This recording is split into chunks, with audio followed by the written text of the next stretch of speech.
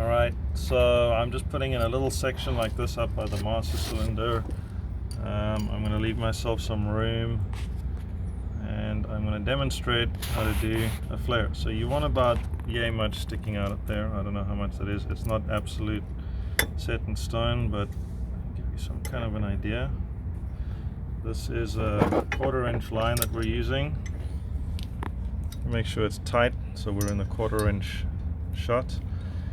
And then we have these little dies. This is a 1/4 inch double flaring die. That might be just on the edge. That's good. Okay, so I've cranked down. It's all nice and tight. This is stage 1. Now bear in mind, this is a fairly straight thing, so I can slide the fitting on from the back, but if you have a bend or a sharp bend, you've got to put the nut on first. But for now, we'll just do this. So just kind of crank this down. You can clamp this in a bench vise if you have girl hands, but generally this is enough. You'll feel it tighten up and you're good. Back it back out. You just take the die out. You just take the very same tool. You see it's made like a funny shape there. Looks like a donut.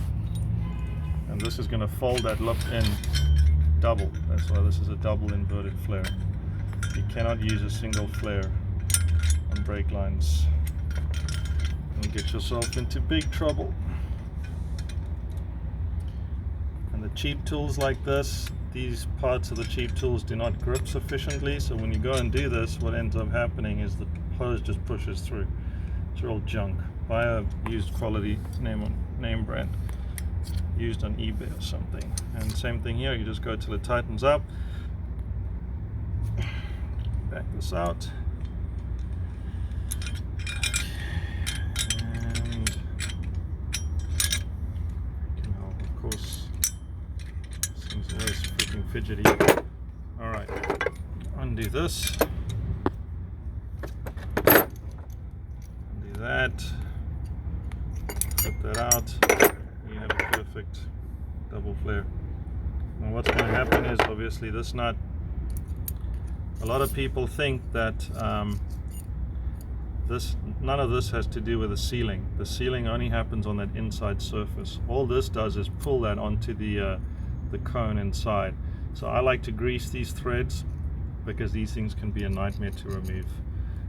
So that's going to go into the master cylinder. This is matched to the master cylinder, but since we're just going to run a regular union, I'm going to get 2 matching ones down here from the bag, and I'm just going to have to go see where my union is, and I'm going to put one on this side and one on the line in the Travco, and then down the road, you know, we'll just obviously replace the rest of the lines all the way to the boosters at the back, but for now this should do. Okay, I'm going to quickly go match a union up to these and we'll be back. Alright, so this is the union that I've made. This is going to union onto this, which was the original, which I messed up. I got to snip it off. And this is going into the master cylinder at the top. So I've greased the threads, and I'm just gonna, oh golly, it's kind of hard to see there, but I'm just trying to get it started. I'm going to run it all the way in by hand, where it'll still let me move the angle on this, but I've got a pretty good line to get this in here with some final adjustments. So I'm going to snip this guy off and get this ready to go on. Alright, so I have finished the flare on the original line.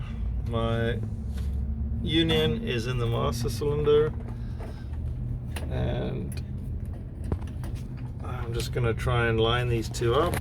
I've actually just tightened this already, so we'll bring this one round. Maybe just do a little bit of hand bending there and match the angle, and yeah, I think we're good. I'll try and tie that up.